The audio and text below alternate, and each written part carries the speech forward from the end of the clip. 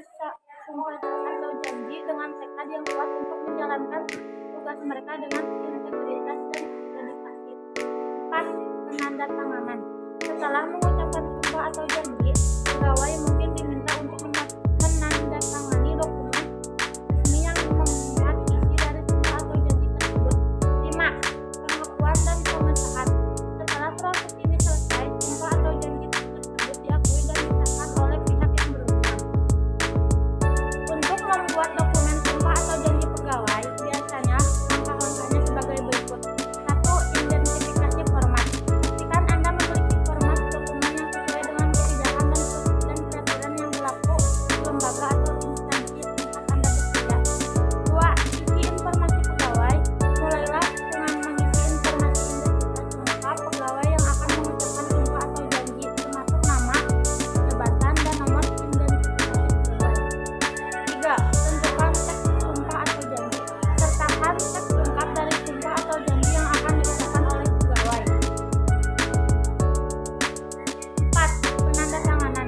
Sediakan ruang untuk tanda tangan pegawai setelah mereka membaca dan menyetujui isi dari sumpah atau janji tersebut.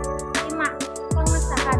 Tambahkan bagian untuk pengesahan oleh pihak yang berwenang seperti atasan langsung atau pejabat departemen yang relevan. 6. Revisi dan peninjauan. Setelah dokumen selesai, pastikan untuk meninjau kembali untuk kesalahan atau kekurangan. 7. Menyimpan dan distribusi. Simpan salinan dokumen sumpah atau janji ini dengan aman dan pastikan pegawai yang bersangkutan menerima salinan tersebut. Pangkat dan jabatan pegawai adalah dua pangkat terbesar dalam struktur kepegawaian pada organisasi atau instansi. Yang pertama yaitu pangkat. Pangkat adalah tingkatan derajat dalam hierarki kepegawaian yang menentukan level kekuasaan, tanggung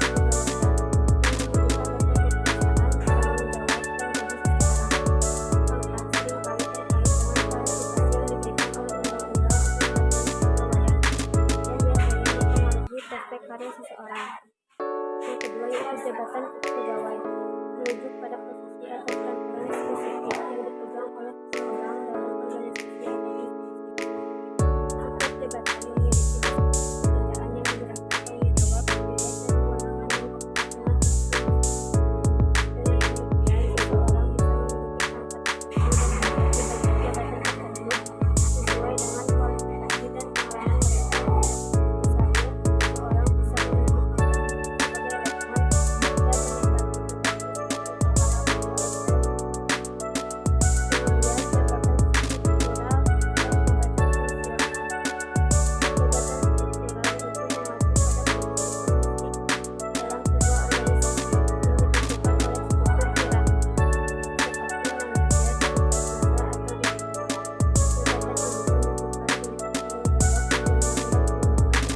dan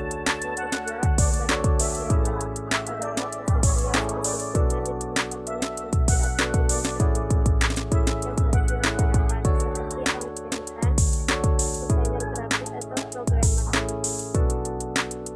Jabatan fungsional biasanya tidak terkait pada hierarki organisasi dan dapat disingkat oleh berbagai level tertentu pada kebutuhan dan kompleksitas fungsi yang dimiliki.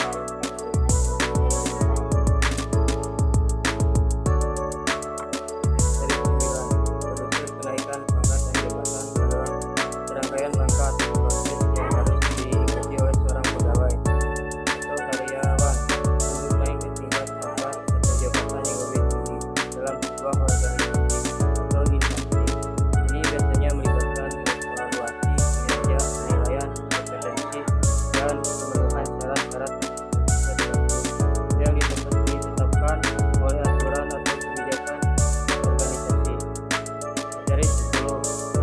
Proses kenaikan pangkat dan jabatan adalah serangkaian langkah atau proses yang harus diikuti oleh seorang pegawai atau karyawan untuk naik ke tingkat pangkat atau jabatan yang lebih tinggi dalam sebuah organisasi atau instansi.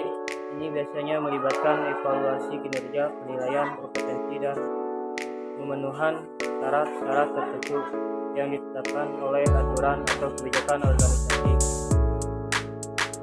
Membuat dokumen DUK pegawai.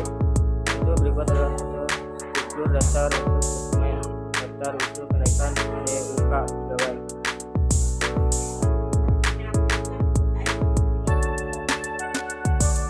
Daftar usul kenaikan DUK pegawai yaitu nama pegawai, NIP, unit kerja, jabatan saat ini, pangkat atau golongan saat ini, data pendidikan terakhir, jenjang pendidikan, nama institusi, tahun lulus, riwayat jabatan, jabatan awal, tanggal mulai jabatan, jabatan saat ini, tanggal mulai jabatan, riwayat kenaikan pangkat, pangkat awal, tanggal kenaikan pangkat, pangkat saat ini, tanggal kenaikan pangkat, evaluasi kinerja, penilaian kinerja tahun sebelumnya.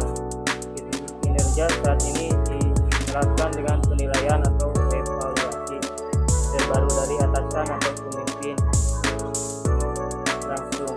Pengalaman kerja tambahan jika ada. Proyek atau tugas khusus yang berhasil diselesaikan dengan baik. Pelatihan atau sertifikasi tambahan yang relevan. Alasan dan justifikasi kenaikan. Tulis alasan-alasan mengapa pegawai tersebut layak untuk naik pangkat atau jabatan, termasuk presentasi kompetensi dan kontribusi yang telah dilakukan.